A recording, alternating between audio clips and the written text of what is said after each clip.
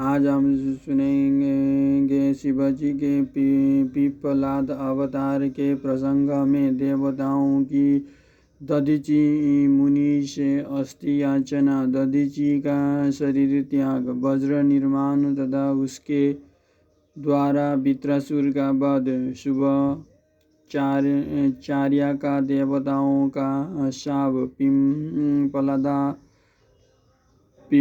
पिप्पलाद का जन्म और उनका विस्तृत वृत्तांत।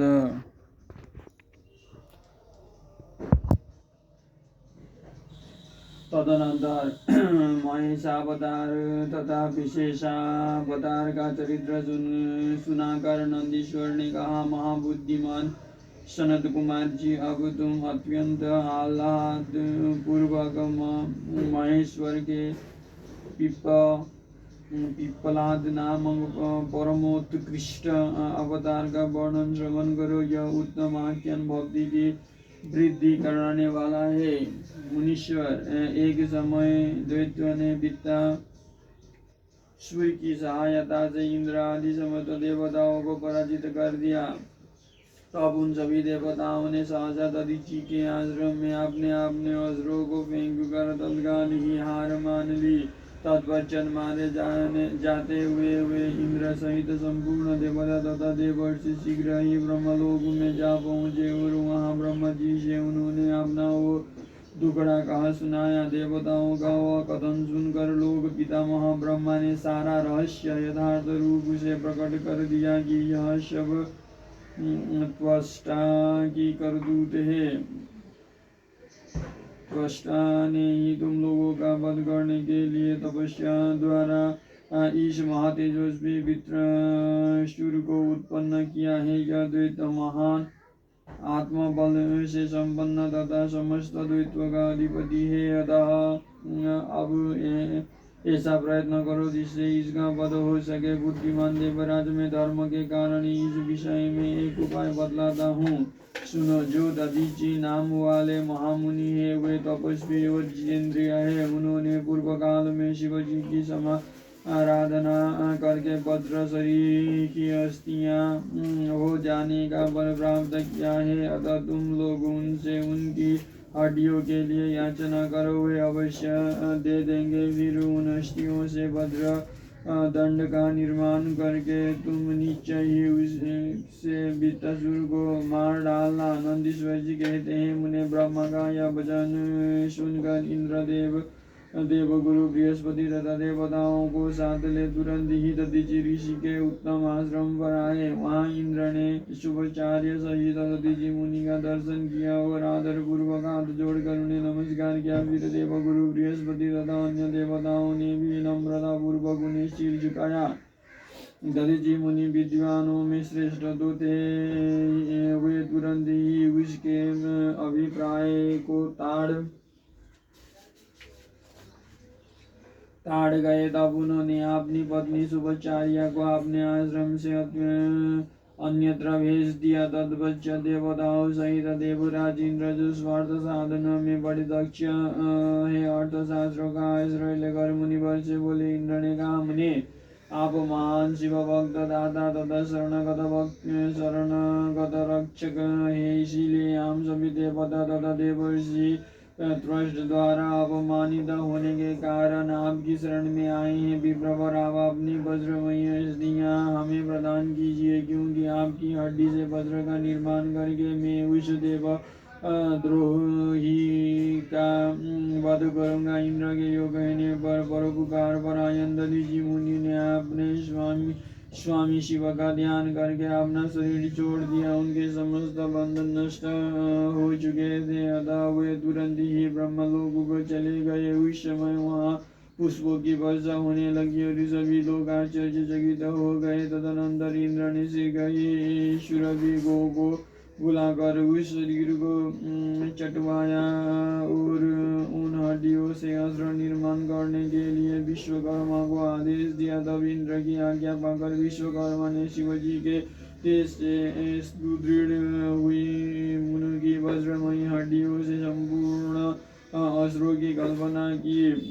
उनके रीढ़ी की हड्डी से वज्र और ब्रह्मशीर नामक बाण बनाया गया। अन्य अस्थियों से अन्य ने बहुत से अस्त्रों का निर्माण किया। तब शिवजी ने तेज से उत्कर्ष को प्राप्त हुए। इंद्र ने उन वज्रों को लेकर क्रोध पूर्वक विद्रासुर पर आक्रमण किया। ठीक उसी तरह जैसे रुद्र ने यमराज पर धावा किया था, फिर तो कवच आदि से भलीभांति सुरक्षित हुए। इंद्र ने तुरंत ही पराक्रम प्रकट करके उस वज्र द्वारा वित्तासुर के पर्वत शिखर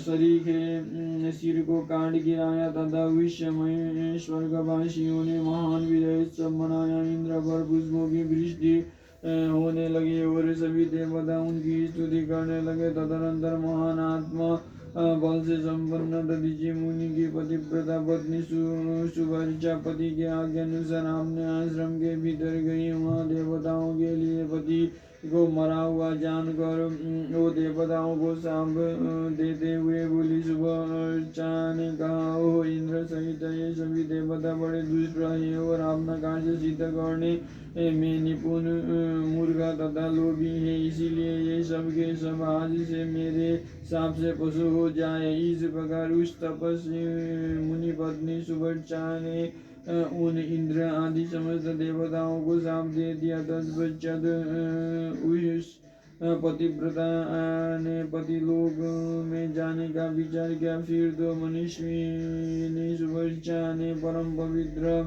लकड़ियों द्वारा एक चिता तैयार की। उसी समय शंकर जी की प्रेरणा से सुखदायिनी आकाश बनी हुई हो उस मुनि पत्नी सुवर्चा को आश्वासन देती हुई बोली। आकाशवाणी ने कहा, प्राज्ञ ऐसा साहस मत करो, मेरी उत्तम बात सुनो। देवी, तुम्हारे उदर में मुनि का तेज वर्तमान है, तुम उसे यत्न पूर्वक उत्पन्न करो। पीछे तुम्हारी जैसी इच्छा हो ऐसा करना, क्योंकि शास्त्र का ऐसा आदेश है कि गर्भवती को अपना शरीर नहीं जलाना चाहिए, अर्थात सती नहीं होना चाहिए। नंदीश्वर जी कहते हैं, मुनीश्वरियों के गर्भ आकाशवाणी उपराम हो गई। उसे सुनकर मुनि पत्नी क्षण भर के लिए विस्मय में पड़ गए, परंतु उस सती साध्वी सुवर्चा को तो पतिलोक की प्राप्ति ही अभिष्ट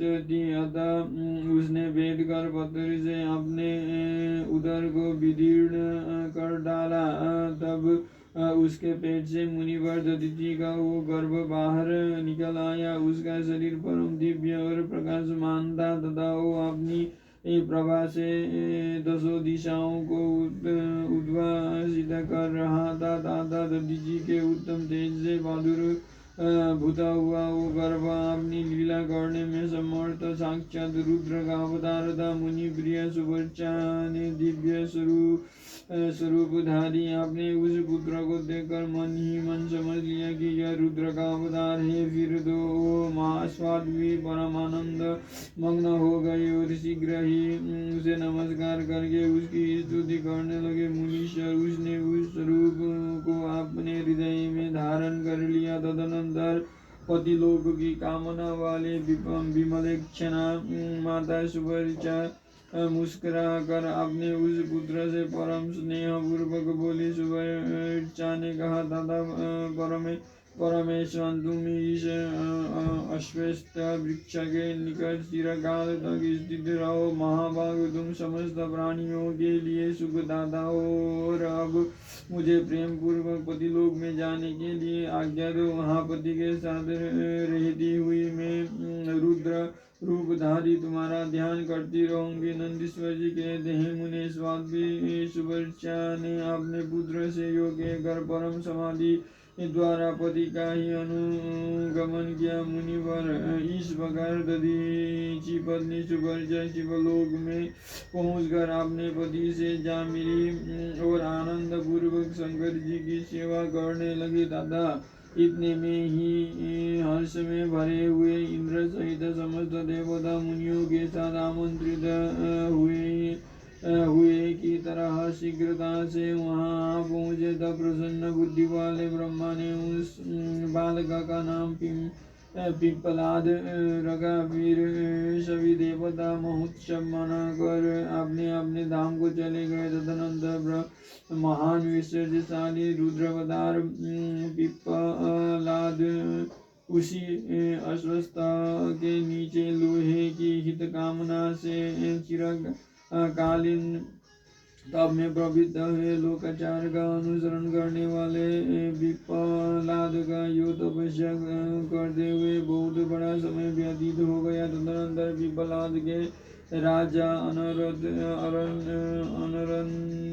की कन्या पद्मा से विवाह करके तरुण हो उसके साथ विलास किया। उस मुनि के 10 पुत्र उत्पन्न हुए जो सबके सब पिता के ही समान महात्म्य और उग्र तपस्वी थे। वे अपनी माता पद्मा के सुख की वृद्धि करने वाले हुए। इस प्रकार महाप्रभु शंकर के लीलावतार मुनिवर पिप्पलाद ने महान ऐश्वर्यशाली तथा नाना प्रकार की लीलाएं की। उन कृपालुओं ने जगत में शनैश्चर की पीड़ा को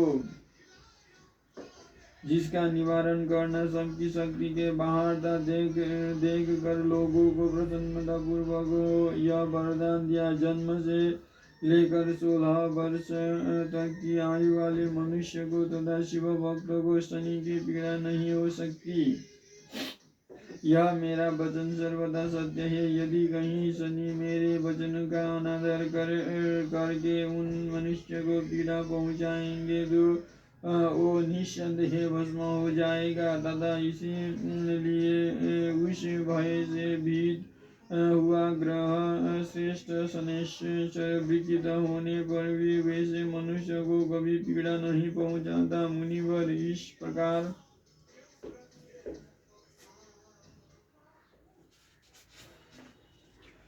प्रकार मैंने लीला से मनुष्य रूप धारण करने वाले पिप्पलाद का उत्तम चरित्र तुम्हें सुना दिया। यह संपूर्ण कामनाओं को पूर्ण करने वाला है। गांधी कौशिक और महामुनि पिप्पलाद तीनों स्मरण किए जाने पर